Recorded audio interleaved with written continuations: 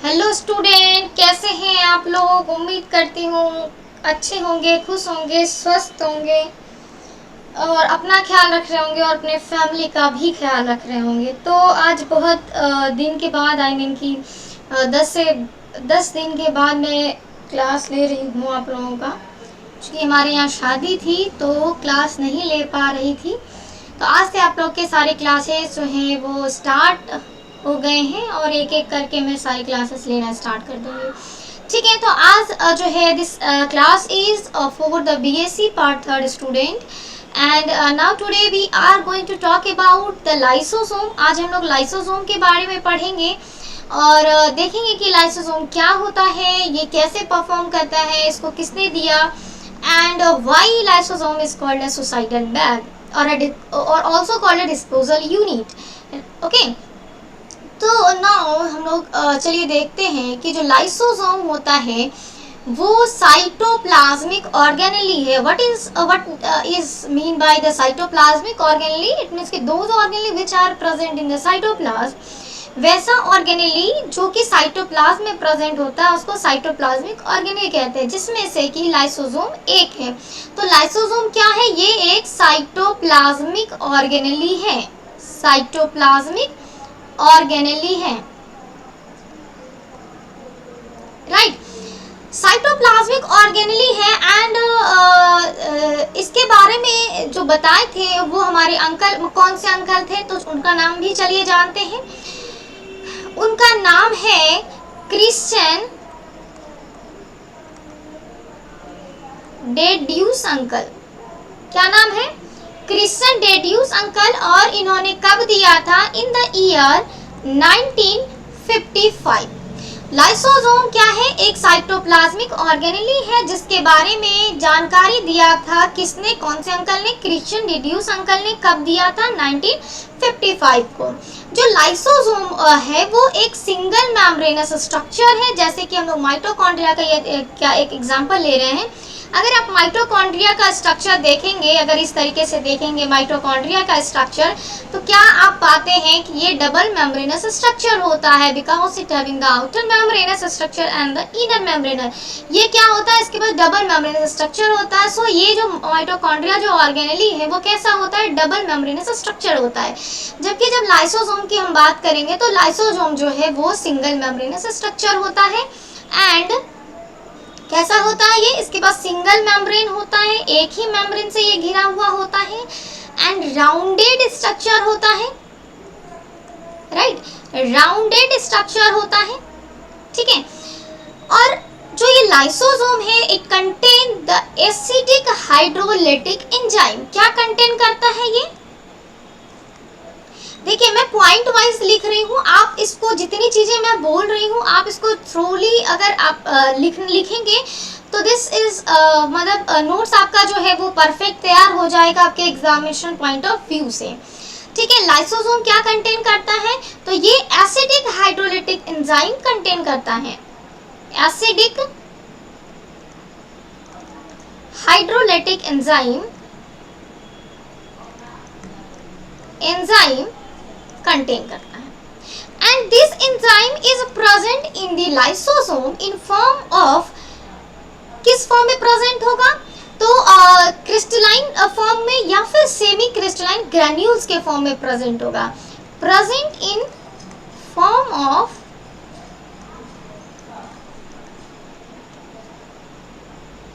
Semi crystalline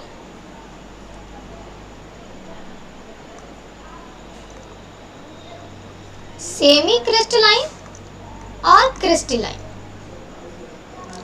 इस form में present होगा ग्रैन्यूल्स, ठीक है। लाइसोसोम क्या है? साइटोप्लाज्मिक ऑर्गेनेली है, जिसके बारे में किसने बताया था? कि कौन से अंकल ने बताया था?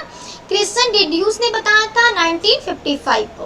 और ये जो है एक सिंगल मेम्ब्रेनस स्ट्रक्चर होता है, राउंडेड स्ट्रक्चर होता है इसका, जो कि ये क्या कंटेन करता है? एसिडिक हाइड्रोलाइटिक एंजाइम कंटेन करता है, जो प्रेजेंट होता है किस फॉर्म में? सेमी क्रिस्टलाइन या फिर क्रिस्टलाइन ग्रैन्यूल्स के फॉर्म में ये प्रेजेंट होता है। अब जो ये लाइसोसोम है ये किसी भी कारण से किसी भी कारण से यदि रप्चर हो जाए, lysosome become rupture during due to any reason resulting destroying of cell, so that's why lysosome is also called a suicidal bag or a disposal unit. हम लोग देखेंगे कि लाइसोसोम कैसे काम करता है, क्या फंक्शन है, और सब कुछ देखेंगे हम लोग, ठीक है। तो जो ये क्या होता है कि जब रप्चरिंग होता है, rupturing of lysosome due to any reason, किसी भी कारण से, एनी रीजन, ठीक है। तो रिजल्टिंग क्या होता है, रिजल्टिंग क्या होता है कि destroying of cell, destroying of cell, so इसे क्या कहते हैं, सो इसे क्या कहते हैं, सुसाइडल बैग, और क्या कहते हैं, डिस्पोजल यूनिट कहते हैं, ठीक है। तो अब ये बात आपको समझ आए कि इसको सुसाइडल बैग क्यों कहा जाता है, क्योंकि अगर ये एक बार किसी भी कारण से रप्चरिंग हो जाता है, बिकॉज जो लाइसोसोम होता है वो सिक्रेटरी नेचर का होता है, सीक्रेट होता है, और अभी हमने बताया कि ये हाइड्रोलिटिक एंजाइम, कैसा hydrolytic enzyme, acidic hydrolytic enzyme ये कंटेन करता है, तो ऑब्वियसली इसका नेचर कैसा होगा, सिक्रेटरी नेचर का होगा। तो ये रप्चरिंग करता है, ठीक है। कब करता है हम लोग ये भी देखेंगे, ये रप्चरिंग करता है किसी भी कारण से, तो इसके कारण क्या होता है कि सेल का डिस्ट्रॉय होता है, और ये हो सकता है कि जो हमारे बॉडी के लिए हानिकारक है उसका वैसे सेल का या वैसे पैथोजन का डिस्ट्रॉय हो जाए तो अच्छी बात है, लेकिन क्या होता है कि कभी कभी हमारे खुद के सेल को भी ये डिस्ट्रॉय कर सकता है, तो इसलिए इसको सुसाइडल बैग कहा जाता है। हिंदी, शुद्ध हिंदी में अगर बोली जाती तो मुझे शुद्ध हिंदी नहीं आती है, फिर भी आत्महत्या की थैली कहते हैं, ठीक है। तो बताएं, आत्महत्या करने की जरूरत नहीं है, ये ऑलरेडी हमें नेचर ने दिया हुआ है, ठीक है। तो जो इसका नंबर होता है, यानी यदि लाइसोसोम के नंबर की बात करें तो ये it's vary according to cell, ये सेल के अकॉर्डिंग ये वेरी कर सकता है कि इसका नंबर कहाँ पे, किस सेल में ज़्यादा होगा, किस सेल में कम होगा, तो इसका नंबर वेरी कर सकता है according to the cell, but it is present more where the chances of pathogen entry from the outer environment inside the cell is more. It means कि जहाँ पे पैथोजन की एंट्री के चांसेस जो है ज़्यादा होंगे, वहाँ पे लाइसोसोम की संख्या ज़्यादा होता है। जैसे कि यदि हम बात करें, कुछ एग्जांपल्स लेने की कोशिश करें, तो जैसे कि लीवर, लंग्स, स्प्लीन, इटीसी, इन सब जगहों पे जो लाइसोसोम का नंबर होगा वो ज़्यादा प्रेजेंट होगा, पैथोजन आने के चांसेस ज़्यादा हैं with the help of food, air, water, ठीक है। तो पैथोजन किसी भी तरह से आ सकते हैं, ठीक है। अब अगर हम ऑर्गन की बात करें, जो लाइसोसोम होता है वो साइटोप्लाज्म में वो डिस्ट्रीब्यूटेड रहता है, ठीक है, साइटोप्लाज्म में ये प्रेजेंट होता है, लेकिन ये सबसे ज़्यादा गोल्जी वेसिकल के पास प्रेजेंट होता है, ठीक है। May be it's objective question यहाँ से आपको अराइज हो सकता है कि जो लाइसोसोम का नंबर है वो किस ऑर्गेनल के पास ज़्यादा प्रेजेंट होता है, ये साइटोप्लाज्म में तो प्रेजेंट होता ही है, सो दैट्स व्हाई इसे हम साइटोप्लाज्मिक ऑर्गेनेल कह रहे हैं। लेकिन यहाँ पे जो लाइसोसोम का नंबर है वो कहाँ पे ज़्यादा होगा, तो गोल्जी वेसिकल के पास में इसकी संख्या ज़्यादा होगी, ठीक है। उसके बाद हम बात करते हैं जो लाइसोसोम होता है, अगर इसके अल्ट्रा स्ट्रक्चर की हम बात करें तो ये एक सैक लाइक स्ट्रक्चर होता है। मैं कलर जो है दूसरा यूज़ कर लेती हूँ बिकॉज ये दिख नहीं रहा होगा आप लोग को, राइट। चलिए, तो जो लाइसोसोम होता है ये सैक लाइक स्ट्रक्चर होता है,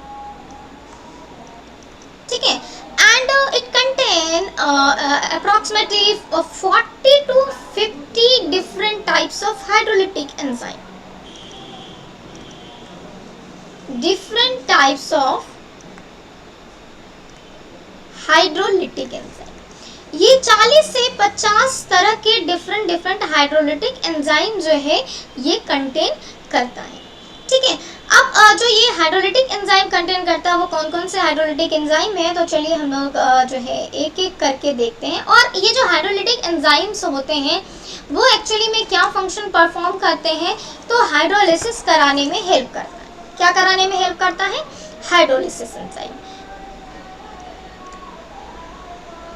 हाइड्रोलिटिक एंजाइम क्या कराने में हेल्प करता है? हाइड्रोलिसिस कराता है।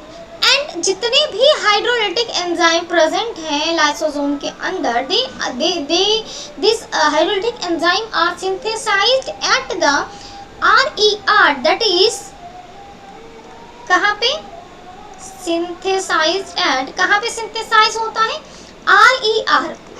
RER for the rough endoplasmic reticulum, rough endoplasmic reticulum,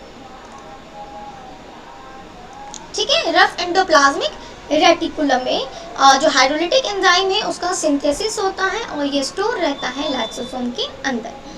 अब हाइड्रोलिटिक एंजाइम जो हमने बताया कि 40 से 50 डिफरेंट टाइप्स के जो है हाइड्रोलिटिक एंजाइम हो सकते हैं, जैसे कि प्रोटीन को डाइजेस्ट करने के लिए क्या कौन से एंजाइम होते हैं?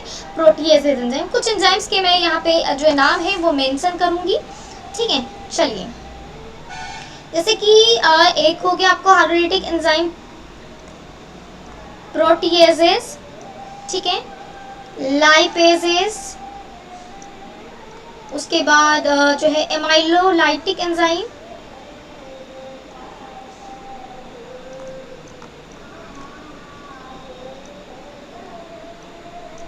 उसके बाद आपको हो गया डिहाइड्रोजिनेज एंजाइम। सारे एंजाइम्स आप लोगों ने पढ़ लिया है, हमने पिछले लेक्चर में जो है डील करा है। सब सारे एंजाइम्स के का नाम आप लोगों ने सुन रखा है, पढ़ भी रखा है, ठीक है। तो बस इतना मेमोरी में रखना है कि लाइसोसोम में प्रेजेंट रहने वाले कुछ हाइड्रोलिटिक एंजाइम का नाम, जो कि मैं भी रिप्रेजेंट कर रही हूँ, जैसे कि proteases, lipases, एमाइलोलाइटिक enzyme, dehydrogenase enzyme, decarboxylase enzyme, phosphatase enzyme, nuclease enzyme, cellulase enzyme, isomerase enzyme, उसके बाद लाइसोजाइम, उसके बाद पेप्टाइडेज एंजाइम जो पेप्टाइड बॉन्ड को डाइजेस्ट कर, पेप्टाइडेज एंजाइम। उसके बाद हो गया आपको सल्फेटेज एंजाइम, ठीक है। उसके बाद आपको हो गया म्यूटेज एंजाइम, उसके बाद हो गया आपको ग्लूकोरोनीटेज एंजाइम, उसके बाद हो गया आपको ग्लूकोफॉस्फेट एंजाइम। तो कुछ एग्जाम्पल हमने यहाँ पे रिप्रेजेंट किया है, जैसे कि कुछ जो लाइसोसोम में प्रेजेंट रहने वाले हाइड्रोलिटिक एंजाइम क्या क्या होते हैं, जैसे प्रोटीएजेज हो गया, लाइपेजेज हो गया, एमाइलोलाइटिक एंजाइम हो गया, डिहाइड्रोजिनेज एंजाइम हो गया, डीकार्बोक्सिलेज एंजाइम हो गया, फॉस्फेटेज एंजाइम हो गया, म्यूटेज एंजाइम हो गया, सेलुलेज एंजाइम हो गया, आइसोमरेज एंजाइम हो गया, लाइसोजाइम एंजाइम हो गया, पेप्टाइडेज एंजाइम हो गया, सल्फेटेज एंजाइम हो गया, म्यूटेज एंजाइम हो गया, ग्लूकोरोनीटेज एंजाइम हो गया, ग्लूकोफॉस्फेटेज एंजाइम हो गया, ठीक है। तो कुछ एग्जांपल हमने आपको दिए हैं कि हाइड्रोलिटिक एंजाइम ये चीज़ें ये प्रेजेंट होता है किस कहाँ पे? लाइसोसोम के अंदर, ठीक है। अब हम बात करते हैं जो लाइसोसोम होता है वो पॉलीमॉर्फिज्म शो करता है। इट मीन्स कि पॉलीमॉर्फिज्म का मतलब, पॉली का मतलब मैनी, पॉली का मतलब पॉलीमॉर्फिज्म, ठीक है। पॉली का मतलब मैनी और मॉर्फिज्म यानी मॉर्फ का मतलब फॉर्म, जो मैनी फॉर्म में हो, बहुत सारे फॉर्म में चेंज हो, उसको कहते हैं पॉलीमॉर्फिज्म। जिसमें से कि जो लाइसोसोम है ये एक ऐसा ऑर्गेनेली है जो कि पॉलीमॉर्फिज्म शो करता है। तो लाइसोसोम क्या शो करता है?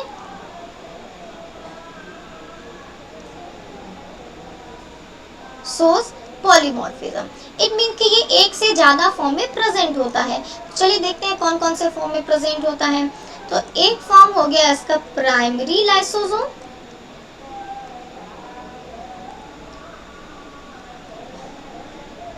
ठीक है। दूसरा हो गया सेकेंडरी लाइसोसोम, तीसरा हो गया टर्शियरी लाइसोसोम, राइट, एंड चौथा हो गया क्वाटरनरी लाइसोसोम।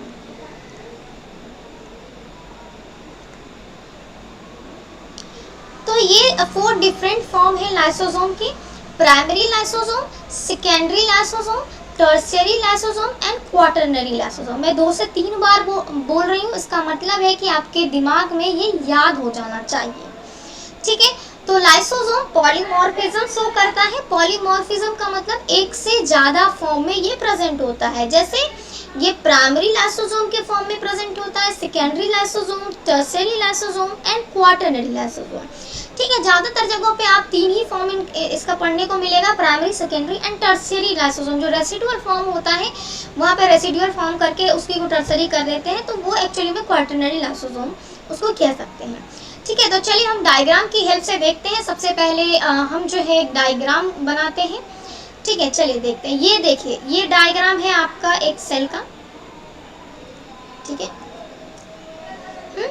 इसके अंदर बीच में क्या है, न्यूक्लियस है। ये क्या है, साइटोप्लाज्म है, ठीक है। क्या है, साइटोप्लाज्म है। ये इस साइटोप्लाज्म में क्या है, ये लाइसोसोम। ये क्या है, लाइसोसोम। क्या है, लाइसोसोम है। तो लाइसोसोम आपको कैसा दिख रहा है, राउंडेड शेपेड स्ट्रक्चर दिख रहा है। चलिए अब ये फॉर्म कैसे कन्वर्ट होता है ये हम आपको दिखाते हैं कि ये फॉर्म जो है एक्चुअली में कैसे कन्वर्ट होता है। चलिए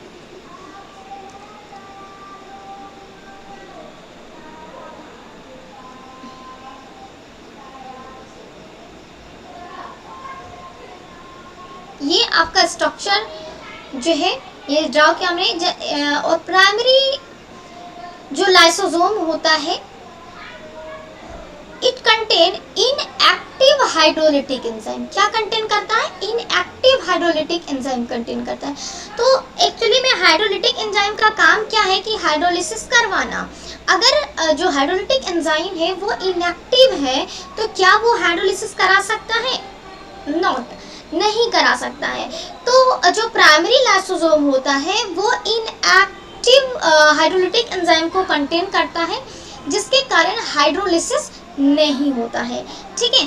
तो अब प्राइमरी लाइसोसोम क्या है, चलिए देखते हैं। यहाँ पे देखिए एक मैं यहाँ पे ये सर्कल बनाया है, इसके अंदर फील्ड है क्या, इनएक्टिव हाइड्रोलिटिक एंजाइम।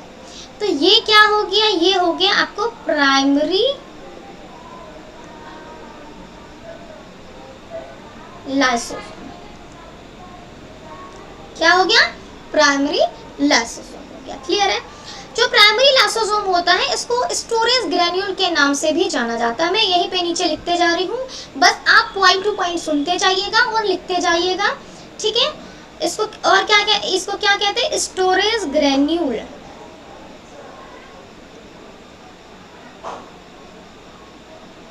ठीक है। प्राइमरी लाइसोसोम को क्या कहते हैं, स्टोरेज ग्रैन्यूल कहते हैं। Primary lysosome inactive hydrolytic enzyme को कंटेन करता है, जिसके कारण हाइड्रोलिटिक एंजाइम इनएक्टिव रहने के कारण हाइड्रोलिसिस नहीं देखने को मिलता है in the primary lysosome. Clear है इतनी बात।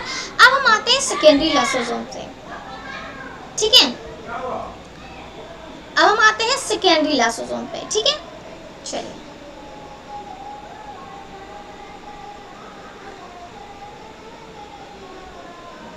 ये है लाइसोसोम, ठीक है। एंड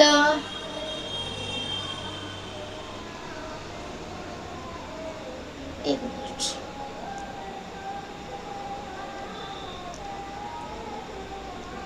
ये कलर दिख नहीं रहा, रुकिए मैं यही कलर व्हाइट लेती हूँ।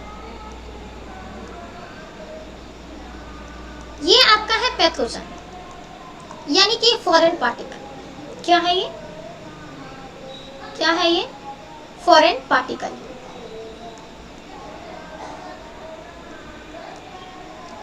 फॉरेन पार्टिकल है which is harmful for our cells, our body. ठीक है, ये फॉरेन पार्टिकल है। तो ये फॉरेन पार्टिकल जैसे ही हमारे सेल के अंदर इंटर करता है, क्या करता है? जैसे ही हमारे सेल के अंदर इंटर करता है, चलिए इसको इंटर भी करवा ही देते हैं। ये लीजिए, ये इंटर कर गया यहाँ। ठीक है, क्या कर गया? ये एंट्री मार लिया, ये यहाँ से एंट्री मार के आ गया सेल के अंदर।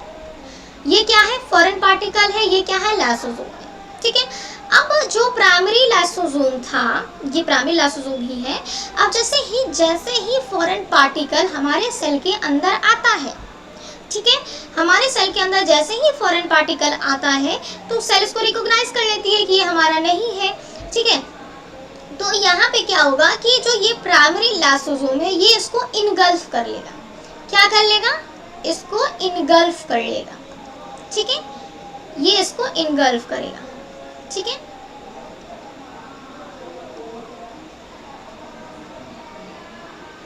इनगल्फ करेगा। कौन इनगल्फ करेगा? जो यहाँ पे जो प्राइमरी लाइसोसोम है था वो क्या करेगा? फॉरेन पार्टिकल को रिकॉग्नाइज करके उसको इनगल्फ कर लेगा। तो इनगल्फ करने के बाद जो आप देखेंगे वो इस तरह का कुछ देखने को आपको मिलेगा। इस तरह का आपको देखने को मिलेगा, राइट।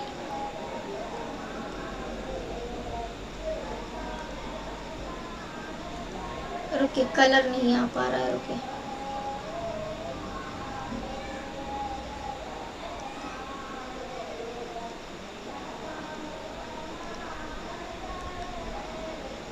ठीक है, ये देखिए अब कहाँ आ गया? ये लाइसोसोम के अंदर आ गया। ठीक है, ये इनगल्फ कर लिया। तो ये जो बना, ये आपको क्या बनेगा? Secondary lysosome. ये क्या है? ये है सेकेंडरी लाइसोसोम। Secondary lysosome. ठीक है, प्राइमरी लाइसोसोम के बारे में हमने देख लिया। अब ये है सेकेंडरी लाइसोसोम। जो सेकेंडरी लाइसोसोम होता है इसको हेट्रोफेगोसोम भी कहते हैं। ठीक है, मैं नीचे लिखते जा रही हूँ कि क्या क्या कहते हैं। ठीक है, बस आप नोट आउट करते चलिएगा और मतलब पहले सुनिए, समझिए, फिर आप नोट्स बनाइएगा। ठीक है, तो आपका नोट्स बेहतरीन बनेगा। तो सेकेंडरी लाइसोसोम को क्या कहते हैं? हेट्रोफेगोसोम्स।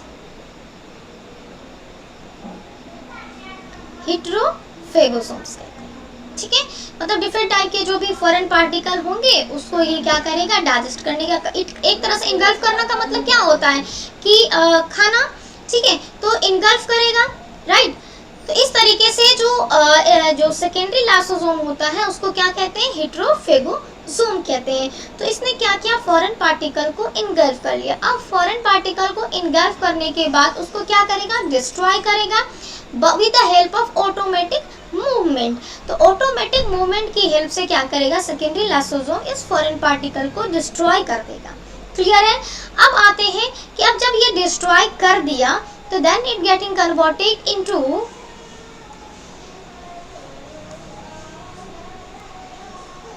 Residual body. Then it getting converted into a residual body like this. अब उसको डिस्ट्रॉय कर चुका है, मतलब उसको तोड़ा जा चुका है, जो भी उसके जो मटेरियल है उसको ब्रेक किया जा चुका है, डिस्ट्रॉय करा जा चुका है। तो जो भी चीज़ें ब्रेक हो चुकी हैं, डिस्ट्रॉय हो चुकी हैं, वो तो हो चुकी है।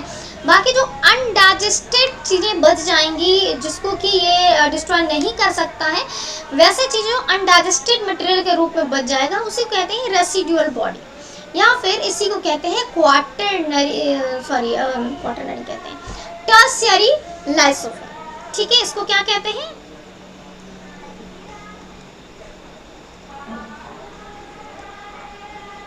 Tertiary lysosome. ठीक है, टर्शियरी लाइसोसोम कहते हैं। तो इस टर्शियरी लाइसोसोम का क्या हो गया फंक्शन? आपको टर्शियरी लाइसोसोम को ही जो है रेसिडुअल बॉडी के नाम से जाना जाता है। यहाँ पे लिख देते हैं, रेसिडुअल बॉडी के नाम से जाना जाता है, राइट। अब ये जो टर्सरी लाइसोसोम है, ये सेकेंडरी लाइसोसोम जो इनगल्फ किया है फॉरेन पार्टिकल को, क्या होता है यहाँ पे, डिस्ट्रॉय होता है फॉरेन पार्टिकल का। उसके बाद जो अनडाइजेस्टेड यहाँ पे अब चीज़ें जो बच जाएंगी, that is the residual body in the form of tertiary lysosome. ठीक है, उसके बाद क्या देखने को मिलेगा कि इट गेटिंग कन्वर्टेड इनटू, या इसी को आप जो है नेक्स्ट स्टेप में आप कह सकते हैं क्वाटरनरी लाइसोसोम कह सकते हैं। ठीक है, तो जो ये रेसिडुअल बॉडी जो बच गया है वो क्वाटरनरी लाइसोसोम में कन्वर्ट होकर के with the help of exocytosis ये सेल से बाहर आ जाता है।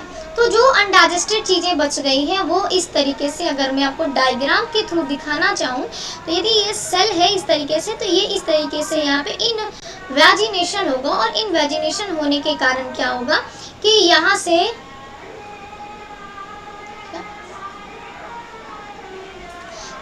इन्वेजिनेशन हो जाएगा, मतलब कि ये जो यहाँ के जो सेल्स हैं वो अंदर की तरफ चले जाएंगे, एक्सोसाइटोसिस हो जाएगा, यानी कि सेल के अंदर की जो चीज़ें हैं, जो एक्स्ट्रा वेस्ट चीज़ें हैं वो बाहर आ जाएंगी। तो इस तरीके से यहाँ पे क्या होगा कि एक्सोसाइटोसिस होगा, and then residual body is eliminated out from the cell. ठीक है, तो इस तरीके से ये यहाँ से जो है ये आपको बाहर आ जाएगा। ठीक है, ये यहाँ से कहाँ आ जाएगा, ये बाहर आ जाएगा बाय द प्रोसेस ऑफ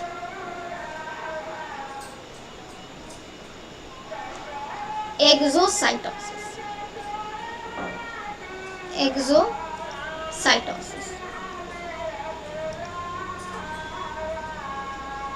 ठीक है, साइटोसिस। तो इस तरीके से जो लाइसोसोम है it shows a polymorphism, that means it having more than one form, that is the one primary lysosome form, secondary lysosome form, tertiary lysosome form and quaternary lysosome form. तो primary lysosome form also called a storage granules form, and it contains inactive hydrolytic enzymes which does not help in the hydrolysis because the hydrolytic enzyme is inactive. So when the foreign particle is enter inside our cell, then the lysosome become active. Lysosome engulf the foreign particle, and after that the hydrolytic enzyme become active. जैसे ही foreign particle को जो है lysosome वो engulf कर लेता है, उसको पकड़ लेता है, ठीक है, वैसे ही क्या होता है कि उसके अंदर का जो हाइड्रोलिटिक एंजाइम होता है, साइंटिस्ट की आत्मा होती है, वो जाग जाती है, एंड रिजल्टिंग क्या होता है कि हाइड्रोलिटिक एंजाइम एक्टिव होने के कारण जो फॉरेन पार्टिकल है उसका डिस्ट्रॉय हो जाता है with the help of automatic movement. ठीक है, तो इस तरीके से उसको डाइजेस्ट करके ये सेकेंडरी फॉर्म जो है लाइसोसोम का वो टर्सरी लाइसोसोम में कन्वर्ट हो जाता है, एंड सेकेंडरी लाइसोसोम को और क्या कहते हैं, हेट्रोफेगोसोम्स कहते हैं। ठीक है, और टर्सरी लाइसोसोम को क्या कहते हैं, रेसिडुअल बॉडी कहते हैं, और जो ये रेसिडुअल बॉडी होता है इसमें it contain undigested material, and it is eliminated outside from the cell by the help of the exocytosis process. Okay, and the quaternary structure is also called autolysosome. ठीक है, टर्सरी लाइसोसोम ही जो है next step, अगर मैं यहाँ एक step और दिखाऊं, जैसे कि मान लीजिए ये टर्सरी लाइसोसोम है, इसके बाद अनडाइजेस्टेड फूड मटेरियल इस तरीके से बच गया है, ये अनडाइजेस्टेड फूड मटेरियल अगर बच गया है ये वाला स्ट्रक्चर, इसके बाद आप इस तरीके से स्ट्रक्चर शो कर सकते हैं कि ये जो साइटोसिस के द्वारा एलिमिनेट हो गया है। तो ये जो हो गया ये आपका हो गया क्वाटरनरी स्ट्रक्चर।